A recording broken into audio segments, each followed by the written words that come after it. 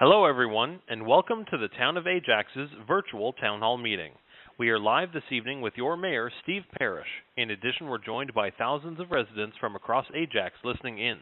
To ask a question live tonight, simply press 3 on your phone's keypad. Once again, if you have a live question you'd like to ask on this evening's town hall, press 3 to ask that question at any time. My name's Eric, and I'll be the moderator of the town hall this evening. During this live virtual town hall, we encourage you to get involved and to ask us questions and give your opinion by voting on a few of our polling questions. Mayor Parrish chose this format as it is an interactive town hall with you, which means we want to hear from you this evening. We want to hear your feedback and opinions and have an open dialogue and discussion with you and fellow residents. Tonight, we want your participation and feedback on the issues and concerns that affect you and your family and neighborhood, and how we can move forward on those issues together. You can ask a question at any time by pressing 3 on your phone's keypad. At that time, someone will take your name and place you in the question queue. Now again, for everyone joining us, hello and welcome to the Town of Ajax's virtual town hall meeting. We are live this evening with your mayor, Steve Parrish, and in addition, we're joined by thousands of residents from across Ajax listening in.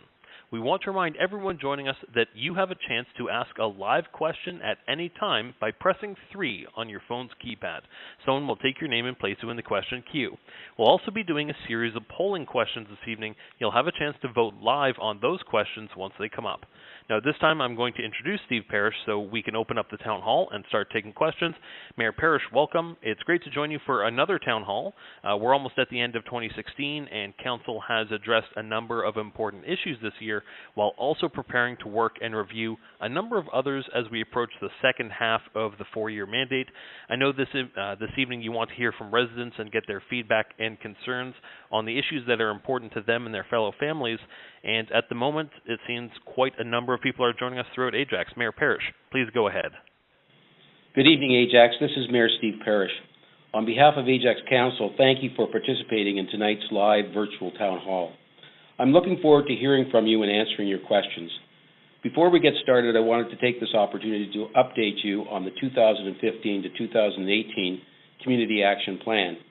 As we approach the end of year 2 of the plan, share key successes to date that support Ajax's vision of a progressive, inclusive, and vibrant community.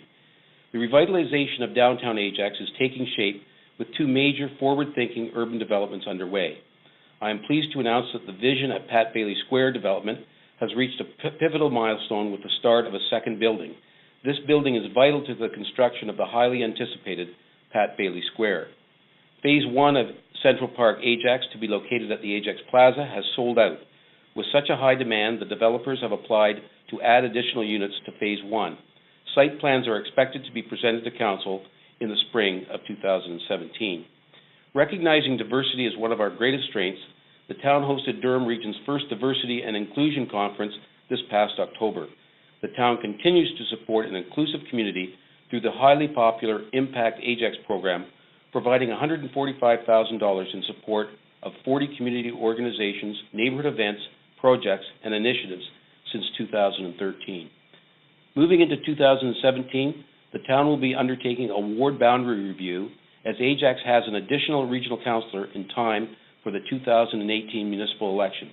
This will ensure fair and equitable regional representation for the residents of Ajax. I encourage each of you to take the time to review the full plan at ajax.ca/CAP. We have a lot to cover, so let's get started. Thank you very much for opening up, Mayor Parrish. Now, of course, I want to quickly remind everyone joining us that if you have a live question that you would like to ask on this evening's town hall, we want to hear from you. So press 3 on your phone's keypad at any time, and you'll have a chance to ask a live question on the virtual town hall this evening. We're going to go to our first live question. This one's going to be from Shirley. Shirley, welcome to the town hall. Please go ahead with your question. My question is primarily to do with the road signage, and I'm thinking of Salem and Highway 2. When you're going east on 2, there now becomes 3 different lanes. One is a bus lane, one then moves to a bike lane, one then moves to I don't know lane. And at what points do you try to traverse all 3 lanes to get over to go south on Salem? Basically, the improvements that you cite are part of the Durham Region's transit bus rapid transit routing, which, when it's fully developed, will have bus rapid transit called Pulse going right across Durham Region on Highway 2. The bus lanes are dedicated for bus-only usage. That means the buses can run on time and give good regular service to commuters and others using the local transit. When you're moving over to make, in your example, a right turn going south on Salem from Kingston Road, you stay out of the bus lane until you're approaching making the right turn, where it's perfectly proper for you to cross the bus lane and the bike lane to go into the right turn lane and make your right turn on Salem Road. So in order to make a safe right turn, you have to traverse the bus lane. It's legal to do so. You just need to stay out of the bus lane until you need to make that turning movement. I hope that clarifies that. Thank you for your question. Shirley, thank you very much for that question. Now, before we get to our next live question, which is coming up in a second, we want to do a quick survey question. So for everyone joining us on the line, you can use your touchtone phone to indicate your response on this question. What issue is most important to you? If it's traffic, press 1. If it's water quality, press 2.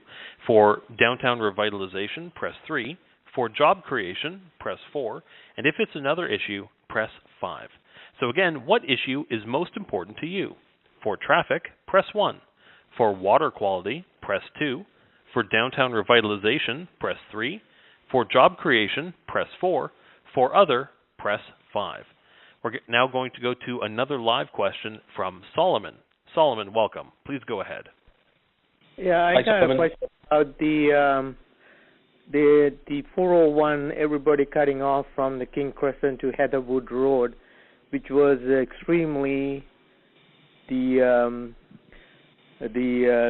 cars and the buses are going very fast on this lane. Is there any way that Ajax can do to stop in this area? Either you have to stop people going, or any slow signs, or to make it the road is all completely closed for both ways. When we did the improvement to Achilles Road to connect to the Salem Road and the 401 interchange, we deliberately put a solid barrier along the middle of the road so that traffic coming westbound could not cut through at Roosevelt and at Heatherwood. So we anticipated that issue so that the westbound traffic could not make that turning movement. However, if you're on Kings Crescent and you want to go eastbound to Salem, you can cut through at Roosevelt and at Heatherwood. The traffic problem there is something that we can address through various methods, including traffic calming.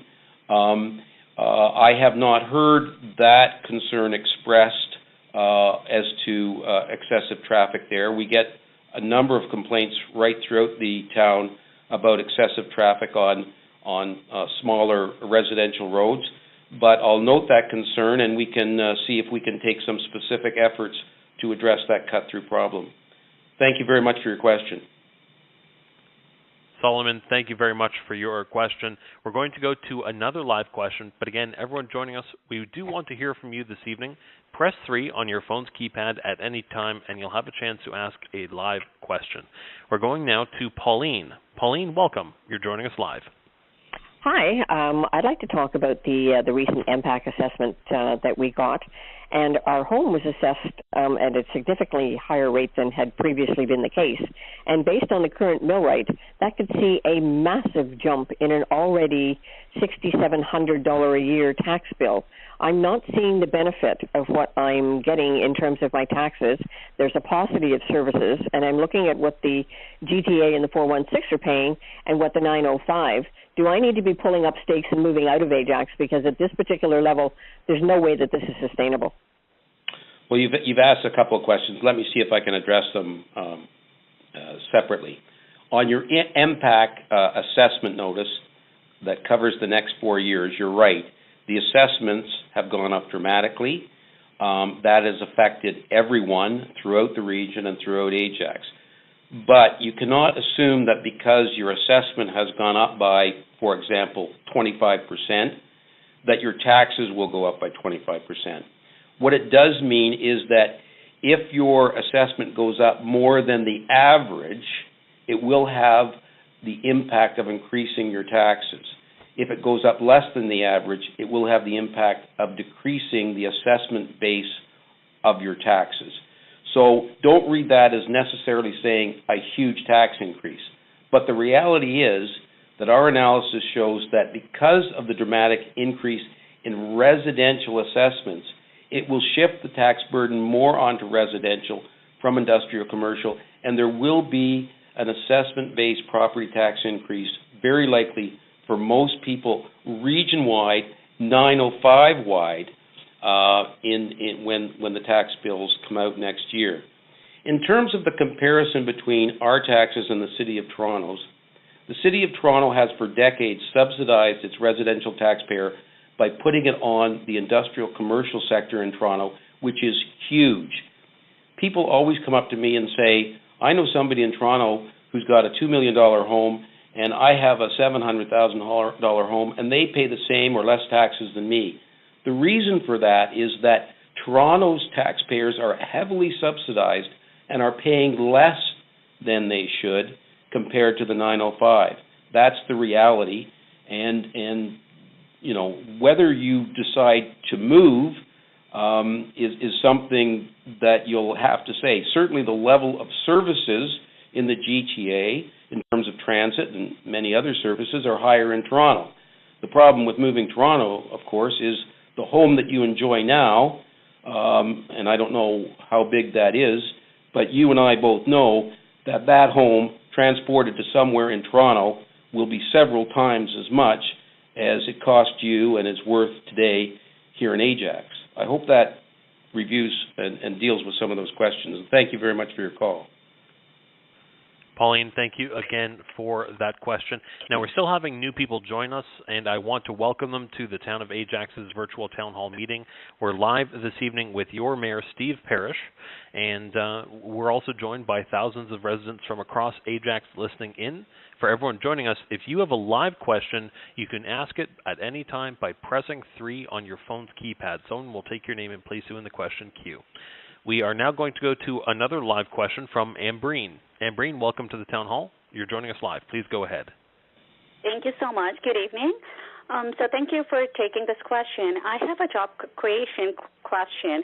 So as a town, what is the town doing to make all the people of residents who are highly qualified but still didn't get a chance to get into the workforce? So as a town member, as a town council, what is being done for the job creation so that the town can leverage from all these information and all these skilled people? Thank you so much for taking the call and answering it. Have a good night. Thank you for your call. That's an excellent question. Job creation is, for many municipalities, including Ajax, our prime role and something that we're totally concerned of. Many of our residents are forced to commute every day into the city and beyond to go to work, and many of them would much prefer to work closer to home and eliminate a lot of that commuting. The town has an economic development department which works with the Board of Trade, local industry, small entrepreneurs to help them establish businesses, to expand their businesses. We're always using our resources to market and develop and service our employment lands throughout the town. The town has the highest rate of serviced and ready to develop employment lands in the entire region that are ready and willing to receive new industrial employers.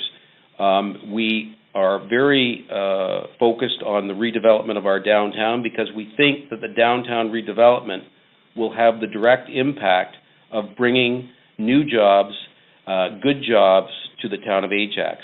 And we see that our redevelopment at Bailey and Harwood and our redevelopment of the plaza as being a significant job creator.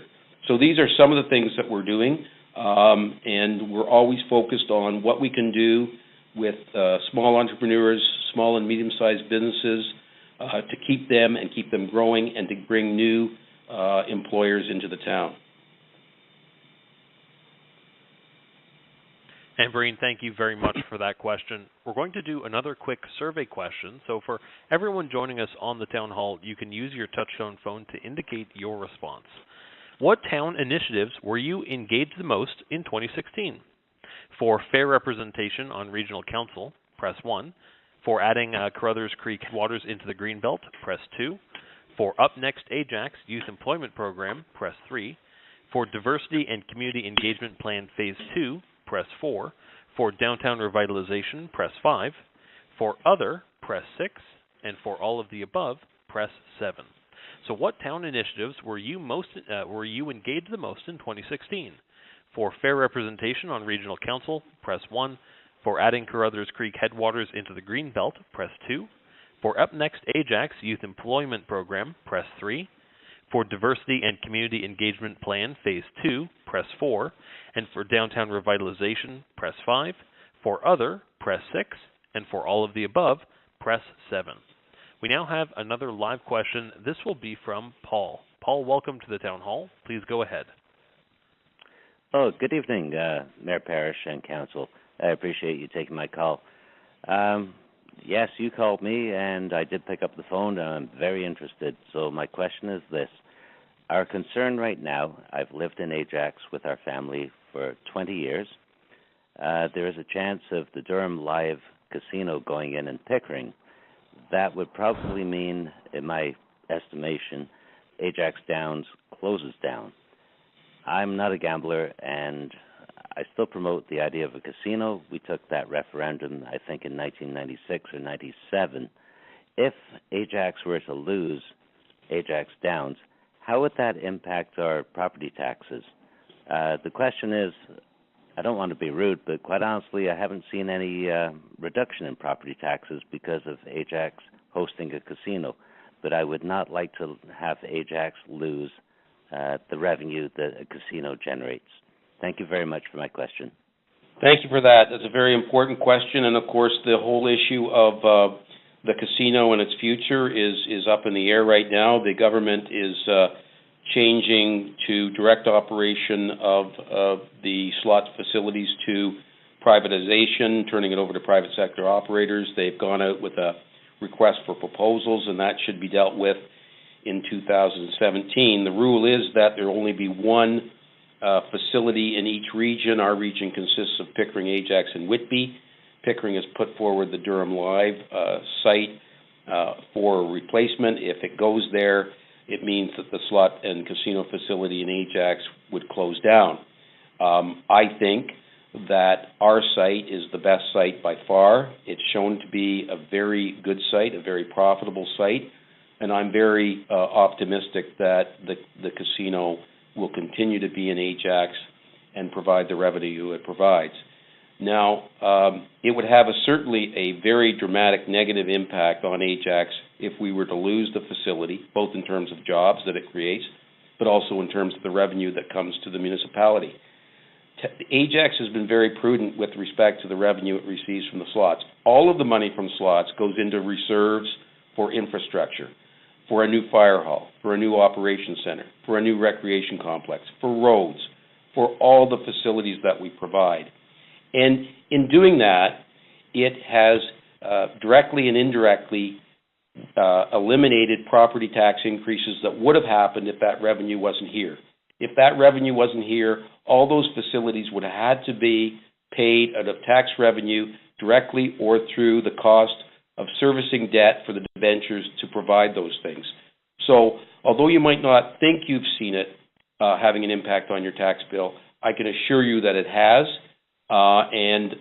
It's been a significant boon to the town of Ajax to reach financial sustainability, have strong, good reserves, long-term, which is in everybody's benefit and helps to guide the path to keeping our taxes from rising inordinately. We have kept the tax increases at or below 2.75% for quite a number of years, and we're targeting bringing that tax rate increase even lower with an ultimate goal of getting it down to 1.75%.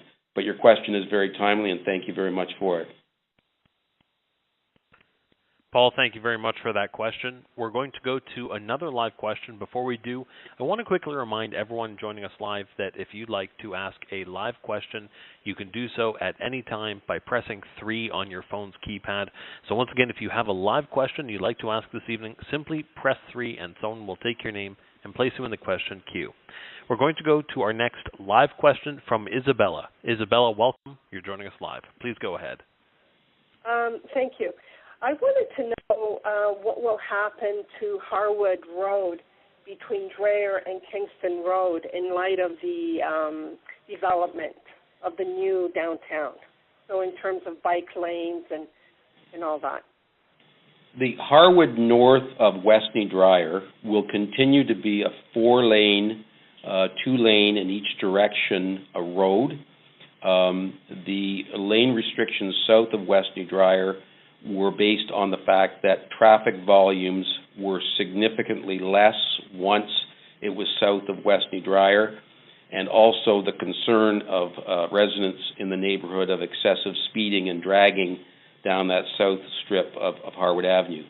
But Harwood north of Westney Dreher, right up to as far as it goes, will continue to be 4 lanes.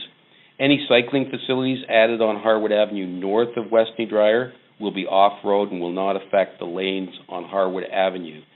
The development of the downtown will need a very robust transportation system accommodating cars, transit, bikes, pedestrians, etc. And we have a long-range plan to accommodate all those users and increased amount of those users that will happen in the future. So the long-range plan for Harwood is to have a very robust transportation network that will accommodate cars in the same lanes as it does now, plus transit, plus bicycles, plus pedestrians. So it will be fully comprehensive and will, I think, work efficiently for the town. Thank you for your call. Isabella, thank you very much for that question. Again, for anyone joining us who would like to ask a live question, simply press 3 on your phone's keypad. We're now going to go to Mrs. Rice for a question. Mrs. Rice, welcome to the Town Hall. Please go ahead. I think this is a wonderful idea. I hope that you do this again because it gives the rest of us a chance to get in on this. I'm very, very concerned about the traffic that's going to be coming from Harwood to Salem. I've lived here 36 years, so I am close to Bailey. The traffic in the last 5 or 6 years has increased incredibly. I can't imagine what the traffic's going to be like with the high-rises at Harwood and Bailey, and then the new one at the other development. Everyone in Ajax has to go from Harwood to Bailey to get Harwood along Bailey to get to Salem. Is there any way they'll ever consider opening the Harwood entrance to the 401 to deflect some of the traffic away from that small bit of road, 2 lights from Harwood to Salem? I'm very concerned about that. My other thing is our hospital. Where are we with that? Thank you very much. There's two very important questions. First of all, there is no way that a Harwood interchange can be reopened. When Salem was opened, its distance from Harwood was such that you cannot have acceleration and deceleration lanes safely with a small spacing between Harwood Avenue and Salem. There are several things, though, that will improve the significant congestion on Bailey. One is that by the end of next year, the widening of Bailey between Halls Road and Seaboard Gate in Whitby will be completed, and that will have the full 4 lanes plus a turning lane running right through Ajax and through Whitby all the way into West Whitby. So that will take some of the strain off Bailey. Secondly, of course, the widening of the 401 continues, and a lot of people get off the 401 early and come along Bailey because of the congestion on the 401. Plus, of course, the 407 has recently opened and will alleviate the east-west traffic on the 401. Those things taken together will have a significant impact. Also, in the long-range plans, Roslyn Road, a major east-west collector, will go to 4 lanes as well as Taunton Road has already. So there are significant plans that should have a significant impact on the traffic on Bailey, which, of course, needs to be addressed. On the hospital, Town Council took the view that we were very concerned that the rearrangement of the Ajax Pickering site and putting it in with Lakeridge Health System would have a detrimental impact on the services offered at Ajax Pickering. We've lobbied hard. We've worked with the Friends of the Ajax Pickering Hospital. We've worked with the medical staff there. We've worked with our local MPP, Joe Dixon, to put pressure on the government to make sure that there is not going to be any migration reduction of services from Ajax Pickering. Recently, just in the last couple of days, the Minister of Health and Long-Term Care, Eric Hoskins, issued an order that went a significant distance in redressing certain of our concerns. First of all, he assured us that we would have greater representation on the board of Lakeridge Health. He reversed the earlier decision to take the mental health beds out of Ajax, and their mental health beds are to go back to Ajax Pickering. There is word that the Ajax Pickering site will keep its name, and there is also indication from the minister that there will be no reduction of services at Ajax Pickering Hospital. Now, this doesn't address all of our concerns, but it goes a long way in addressing the concerns that we have about our hospital, which is a very important part of our community, and we want it to provide the best quality health care close to home. And many Ajax residents over the years have supported the hospital financially and have a very close attachment to the hospital. So I think the developments there are positive, and your question on that is very, very timely. Thank you. Thank you very much for that question, Mrs. Rice. We're going to go directly to another live question. This one is coming up from Gazelle. Gazelle, welcome to the Town Hall. You're joining us live. Please go ahead with your question. Yes, thank you for taking my call. I'm interested in the apartment that's going up at the corner of the Harwood and Bailey, the Pat Bailey Square. Yes. I'm interested in getting some information on when people will be able to start moving in. And also, how big are these apartments? Because the apartments that are made nowadays are so small, definitely is not what I'm looking for. If that would be the case, I would be looking somewhere else. That's it. Thank you very much for taking my call. Thank you. Thank you for the question. As you know, the first building is well underway. The first building has now reached its full height. It's being closed in now. The windows, etc., are being put in. The indication is right now that it will be ready for occupancy late in 2017. It has a few hundred apartments. They will be a range of apartments, 1, 2, and 3-bedroom apartments. So the people who would like smaller apartments will be accommodated, and those who need larger apartments will be accommodated. And I would imagine that the developer, Medallion, will be actively marketing the rental of those facilities starting next year. They, of course, will want to have full occupancy of that building as soon as it's possible to have full occupancy. The second building has been started as well, and that will add additional rental units as well. So the supply of rental accommodation with a wide variety of sizes should be in good shape from not just the first but also the second building over the next few years. Thank you for your call. Gazelle, thank you very much for that question. We're going to do another survey question. So for everyone joining us on the line, you can indicate your response on this question by using your touch-tone phone. We want to hear from you. How do you like to provide input on town initiatives? For web-based programs, press 1. For virtual town halls, press 2. For public meetings, press 3. For all, press 4. and for other, press 5. So again, how do you like to provide input on town initiatives? For web-based programs, press 1. For virtual town hall meetings, press 2. For public meetings, press 3. For all, press 4. And for other, press 5. We're going to another live question from Louis. Louis, welcome to the town hall. You're joining us live. Please go ahead. Hi, good night, Mayor Parish and Council. My question is this. At what point will we start developing our waterfront so that we can start competing with Toronto? Because we have an amazing waterfront and it seems like we're not doing anything to it. Well, thank you. The waterfront, of course, is something that's been developed since the very early days of Ajax. The first official plan in 1959 envisioned the waterfront as being green space, park, open space for passive recreational purposes, etc. So in terms of the commercialization of the waterfront, that has never been our plan. It is not our plan. We do not see, any kind of significant commercial development on the waterfront. The people of Ajax generally don't want it, and I'm personally opposed to it, and council is opposed to it.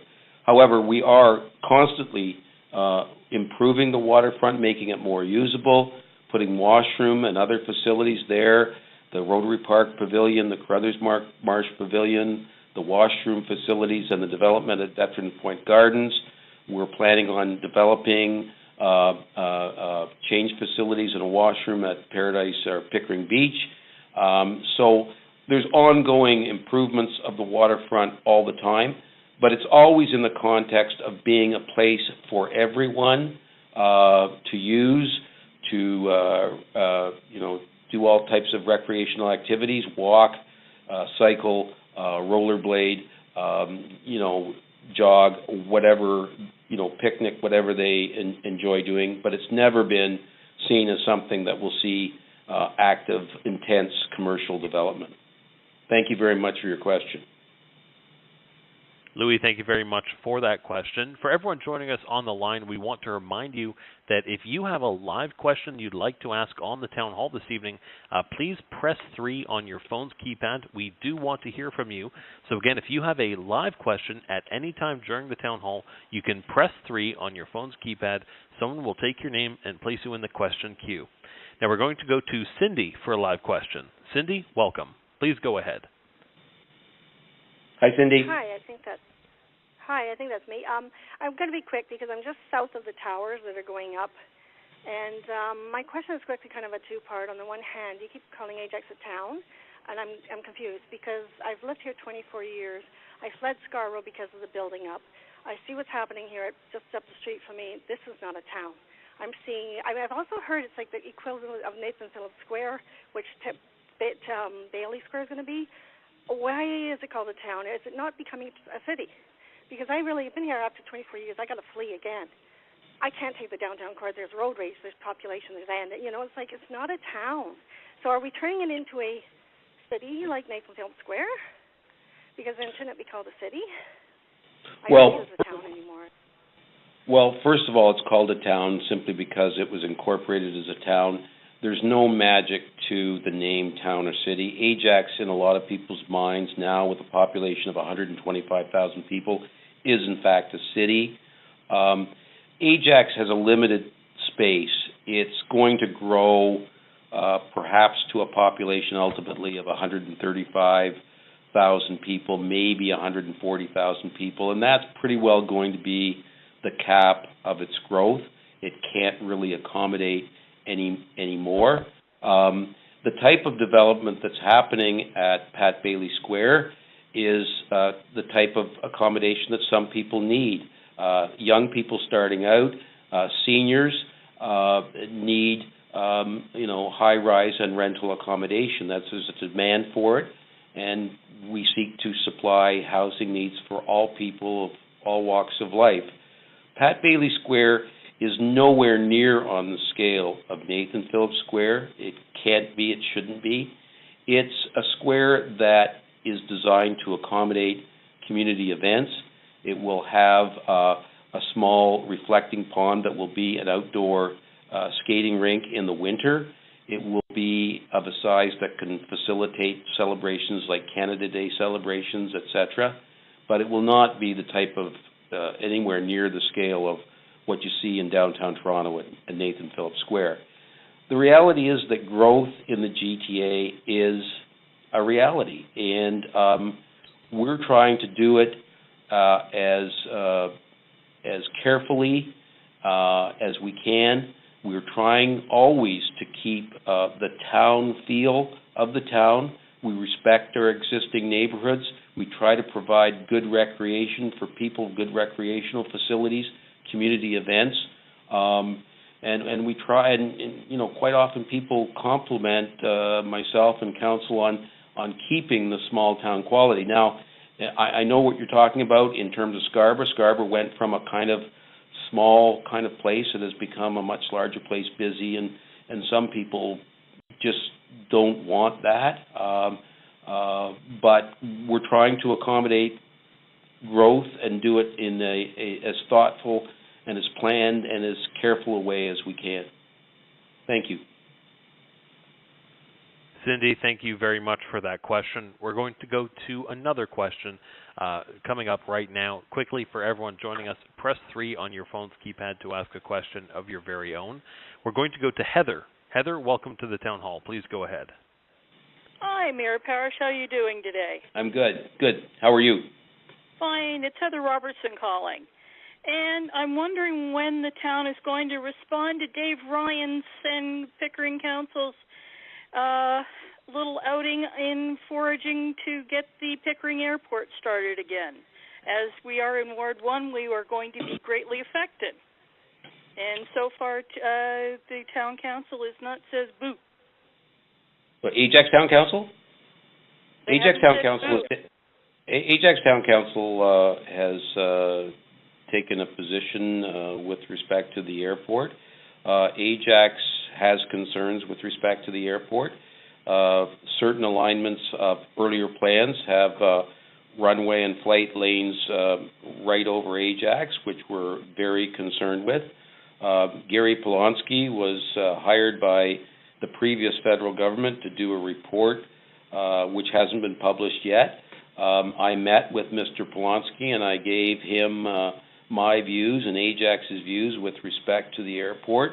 I expressed the view that an airport that was properly sized may be appropriate, but there were other needs in North Pickering in terms of agricultural land preservation, the Rouge Park, and other matters that needed to be addressed.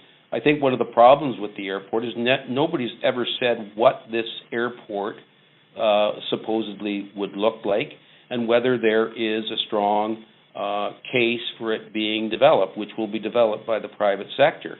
Nobody in this region, in my view, and certainly not the town of Ajax, supports a second international airport in North Pickering. The Buttonville Airport is closed or is closing. Oshawa Airport is totally inadequate. Is there a space for some kind of regional airport, a cargo airport, or something like that? Perhaps, but that case hasn't been demonstrated yet. And with respect to Pickering Council, they made their deliberations on it. They seem to want to have the airport go ahead, although I don't know if that's well fleshed out. I think it's problematic that they've done that at a time when the ward that the airport is in is not represented by their elected representative, who unfortunately passed away in September, Rick Johnson, and Pickering Council has decided not to fill that space with through a by-election, which I disagree with, but that's their decision, and the people should have had the right, I think, to pick their replacement representative who would represent the views of that part of Pickering where the airport is proposed to be situated. But Ajax has kept very much apprised of the airport situation. We've met with all the people, including the Board of Trade, Mr. Polonsky, Landover Landings, and all the groups that are involved in this on all sides of the issue. and we continue to monitor it very closely. So thank you very much for your call. It's very timely. Heather, thank you again for that question. For everyone joining us, if you have a live question, you can ask it at any time by pressing 3 on your phone's keypad. Now, Mr. Mayor, I know one of the other questions that we did see from someone that isn't online anymore is regarding the Carruthers Creek headwaters. Can you provide an update on the town's request to have Carruthers Creek headwaters added to the Greenbelt? Well, for those who might not be aware where the Carruthers headwaters is, basically Ajax is framed by two creeks, river valleys, the Carruthers on the west and the Duffins on the west and Carruthers on the east. And the Carruthers empties into Lake Ontario in the vicinity of Pickering Beach, and that area has always been prone to flooding. Our concern with the headwaters is that there's a developer who's assembling land there, wants to develop that as a residential community. If that happens, there is a significant risk that is well documented of flooding and erosion downstream in Ajax that will affect property and property values in Ajax. Also, of course, the headwaters of the Carruthers are surrounded by Greenbelt. The headwaters are very fragile. It's prime agricultural land. And we think for all of those very, very valid reasons that the headwaters of the Carruthers should be included in the Greenbelt. We think it was an oversight that it wasn't initially. We think it will protect the Carruthers Creek environmentally. It will protect the downstream landowners, homeowners, and prevent the destruction of that very fragile watershed. We are strongly lobbying the provincial government to include the headwaters of Carruthers in the Greenbelt. We have reached out to local groups and citizens to support our position on that, which has been well received. And there's been a lot of lobbying by various environmental groups to support the town of Ajax position. We don't know what the outcome of that will be yet, but hopefully in the next few months, or certainly by next year, we hope to have a resolution of that, and we hope the province of Ontario will do the right thing and include the headwaters in the Greenbelt. And I would suggest strongly that people who feel strongly about this let their concerns be known to our local provincial representative, MPP Joe Dixon, and let him know that the protection of the Carruthers headwaters and its inclusion in the Greenbelt is a top priority for them, and make sure that he's lobbying hard on our behalf to make that happen. Thank you very much. We're going to do quickly another survey question. So everyone joining us on the line, you can indicate your response using your touchtone phone. So we want to hear from you. How do you keep informed of town initiatives? For the town's website, press 1. For community page in News Advertiser, press 2. For door-to-door mailings, press 3. For Ajax Today, Town Newsletter, press 4. For mobile and electronic signs, press 5. For social media, press 6. And for other, press 7. So how do you keep informed of town initiatives? For town's website, press 1. For community page in News Advertiser, press 2. For door-to-door mailings, press 3. For Ajax Today, Town Newsletter, press 4. For mobile and electronic signs, press 5. For social media, press 6. And for other, press 7.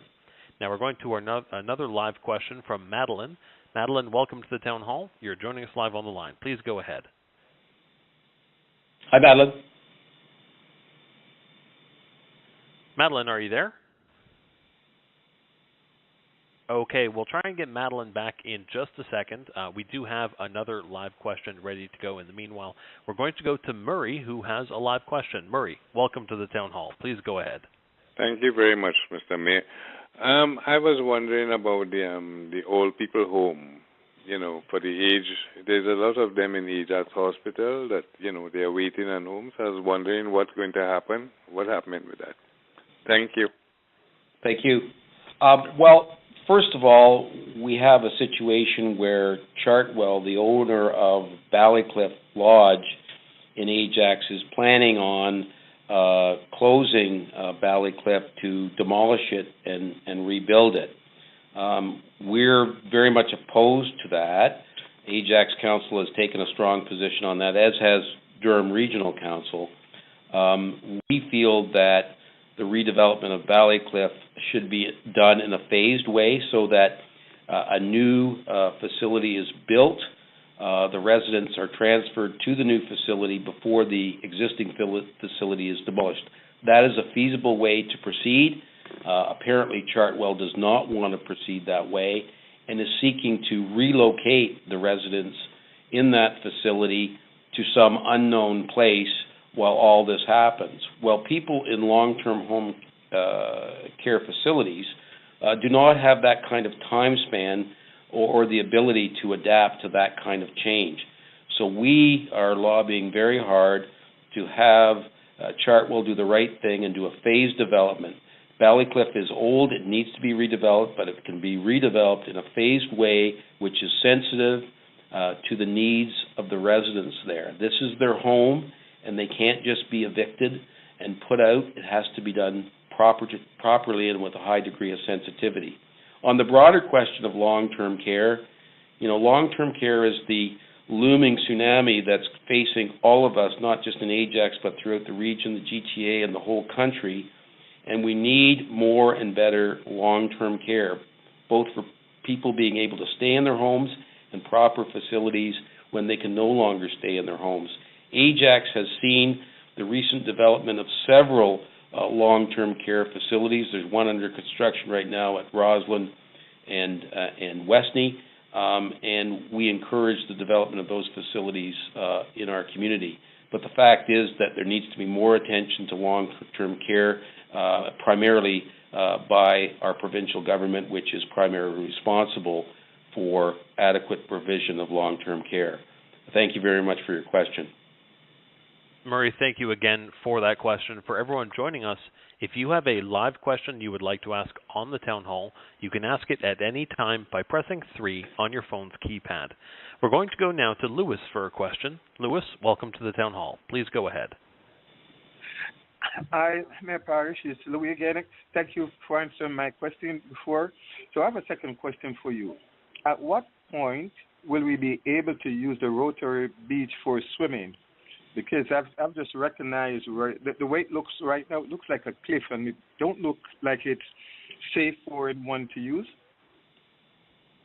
Yeah, thank you. That's a very good question and timely question. As you know, the town of Ajax has spent many years and significant resources to try to get the regions of Durham and York to make the necessary upgrading of the York-Durham water pollution control plant in Pickering near the Ajax border to take the heavy load of phosphorus out of the effluent from that plant. The effluent from that plant is causing a major growth of algae on the Lake Ontario waterfront in Ajax and beyond, and that is fouling the beaches. It's affecting water quality. It's affecting the fishery, and it's affecting the enjoyment of the waterfront, which Ajax takes great pride in having a jewel of a waterfront, the best in the GTA. And when people can't enjoy that because there's a foul odor coming from the lake, etc., that's not acceptable. So we're working very hard with the regions of York and Durham to try to get a good, workable, short, medium, and long-term solution to that problem. However, because of the structure of the Ajax waterfront, because of its proximity at Rotary Park to the water pollution control plant, we actually feel that the best swimming facility in Ajax is at Pickering Beach in the eastern part of our waterfront. Unlike most of the Ajax waterfront, which has significant bluffs on the lake, the Pickering Beach area is in fact a beach. In fact, it was developed in the early part of the last century as a cottage development because it had a beach there, and hence the name Pickering Beach. We're trying to upgrade the water quality there and make the beach usable for swimming. Next year we're planning on doing some improvements at Pickering Beach that will make it usable for that purpose, including some change facilities, and a washroom. So we really are targeting not Rotary Park to be the focus of recreational swimming in Ajax, but Pickering Beach. And our efforts to clean up the water and enhance water quality is essential for that as well.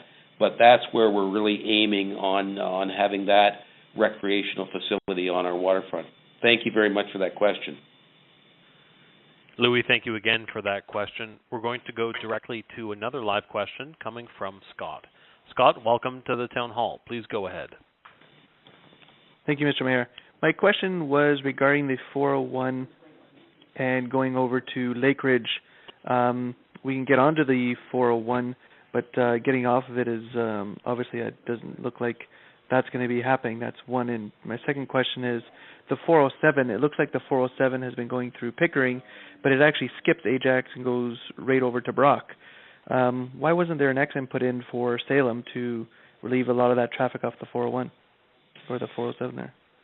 Well, first, your 401 question, the on and off ramps at Lake Ridge were constrained because of the very tight fit between the 407 ramp and the Lake Ridge ramp, and the fact that there's a major railway line on the south side of the highway, which restricted what could be done in terms of cloverleafs and interchanges on that side. With respect to the 407, of course, the 407 runs north of Ajax. Ajax extends to the 5th concession, and the 407 is basically more in line with the 6th and 7th concessions, which are farther north. The 407 runs north of Ajax. When the government decided to go ahead with the 407, for cost-cutting reasons, they did not proceed with a Westney Road nor a Salem Road interchange. However, the long-term plans have Westney and Salem interchanges for the 407. If you go up and look at the environment around Westney and the 407, you will see that it has kind of been roughed in for a future interchange. So in subsequent phases, there will be interchanges, certainly at Westney and I believe also at Salem. They were deleted from the Phase 1 plan for cost-cutting reasons. Hopefully, right now, for myself, when I exit the 407, I actually go east to the 412 and north and then get out of the 407 there. It's much easier and faster than using any of the other roads like Westney or Salem, etc. But in the longer term, you will be able to proceed up Westney and Salem and get directly on the 407 from those roads. The timing of that, I don't know. The government hasn't announced the timing of that. Hopefully it'll be sooner rather than later. Thank you very much for your question.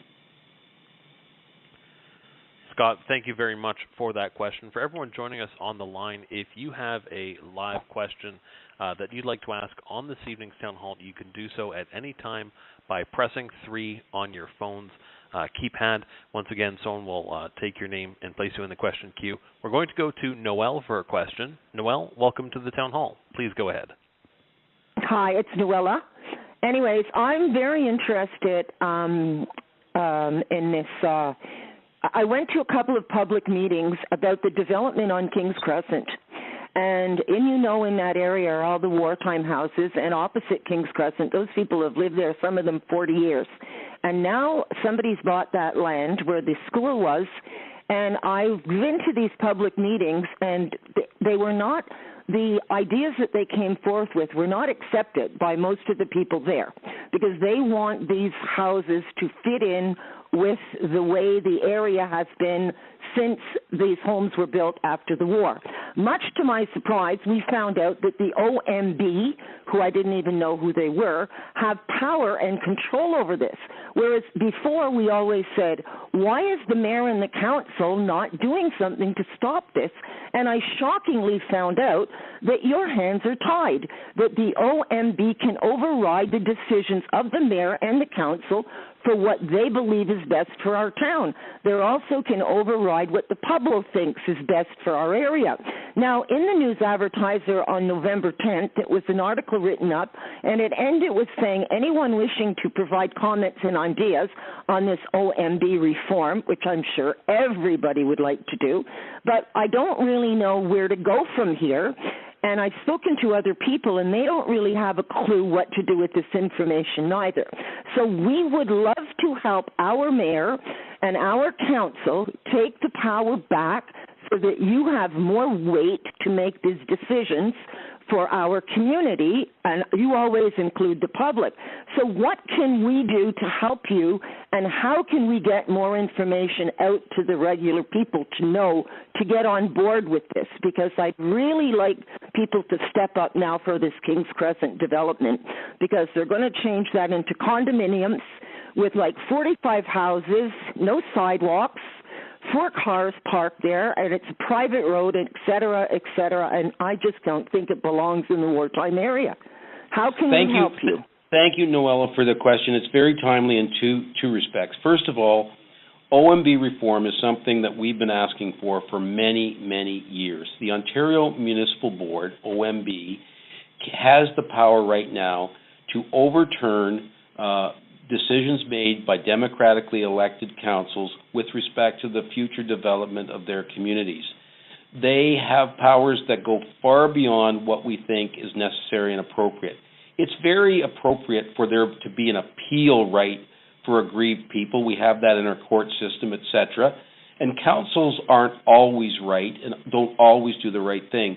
But the OMB's power are way beyond where they should be. The provincial government right now is reviewing and seeking input with respect to changing the OMB rules to make local councils much more powerful and the OMB less powerful in overturning their decisions. This is ongoing right now. The town of Ajax has made very strong comments, as have other municipalities, on the need to give much more deference and respect to the decisions made by democratically elected councils. The deadline for your comments on OMB reform is coming up. It's December 19th. And you can make those comments on their website. If you need more information, you can contact our office. They can give you all the details to make that input. You can also contact your local MPP, Joe Dixon. It's a provincial matter, and he needs to know that you support significant reform of the OMB, which gives more power to local councils to make those decisions. On the Kings Crescent development, I can tell you that I live in that neighborhood. I've lived in that neighborhood almost all my life, so I know exactly what you're talking about. Council is working with the developer to try to come up with a reasonable compromise that will prevent the matter from going to the board. That may or may not be possible. And we're working on that actively. The matter has already been referred to the board. Unless we come to a solution, it will be the subject of a board hearing, and the board will determine the final development of that, which is never the proper thing to do, because ordinary citizens have their maximum input right here in their community in front of their local council. That's where they have the maximum input. They have much less input when it gets to an OMB hearing. So I hope you will make your input known on OMB reform by the deadline, and encourage everybody else who's concerned about that development and other developments to let their views known with respect to OMB reform. Thank you very much for your call. Noel, thank you very much for that question. Now, Mayor Parrish, I know that we're just about reaching the end of the event. We talked to a lot of people this evening. We got a lot of questions. What are your thoughts about how things went tonight?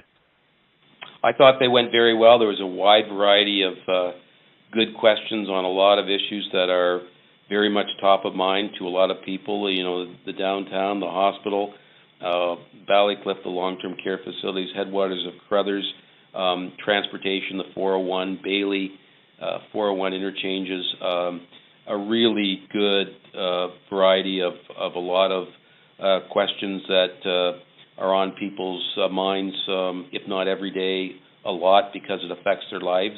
And of course, that's the role of local government. We deal with the issues that people are concerned with every day, that happen right at their curb, and that they look to us to show leadership and provide solutions. So I thought it was a very, very good input and a very good format. Well, thank you again, Mayor Parrish, for joining us on this evening's virtual town hall meeting. I just want to quickly remind everyone that if you still have a question or a comment, you can stay on the line, and once the town hall has completed, you'll have a chance to leave a voicemail with any questions or concerns that you have. So once again, once the town hall has completed, you'll have a chance to leave a voicemail with any questions or comments that you still have. Thank you again to everyone for joining us on this evening's town hall. Hopefully you have a great evening.